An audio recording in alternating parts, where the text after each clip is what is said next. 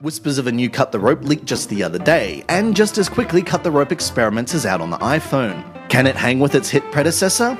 Definitely. Cut the Rope Experiments takes the original addictive formula and adds a splash of deviousness thanks to the addition of some cunning new items. If you somehow missed the first Cut the Rope, the premise is the same. A green little monster named Om Nom likes candy. A lot. Pieces of candy are attached to various lengths of rope and later other objects. Slide your finger strategically across the cord to cut and watch the candy swing into Om Nom's mouth. Catch the 3 stars with the candy to master the level.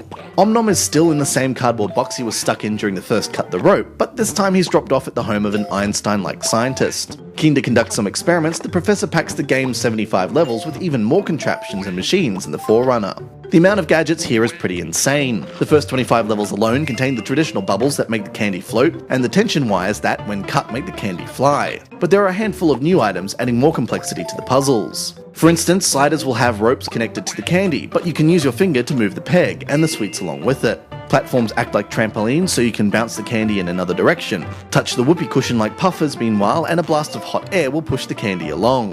One of the cooler items in Cut the Rope Experiments is undeniably the rope shooter, which, using a plunger, will fire a wire at the candy and stick to it like a suction cup. Everything seems as silly and as colourful as it did previously, only this time dialed up a notch or two with its Casey's contraption style approach to puzzles. Time is a whole new enemy in Cut the Rope Experiments too. The original had its time puzzles, sure, particularly in the later levels, but here speed is of the essence. Insects will jump on your rope and then run down to gobble up the candy. Worse, certain stars will have time limits applied to them. Watch as the timer goes down, and if you're too late the star will disappear. Shades of this were present in the first game, but time-based puzzles come into play super early in the sequel. In other words, the leisurely pace which prevails in the original Cut the Rope is virtually gone here. Expect to do lots of tapping, slashing, and perhaps cursing as you try to get the candy into the monster's belly.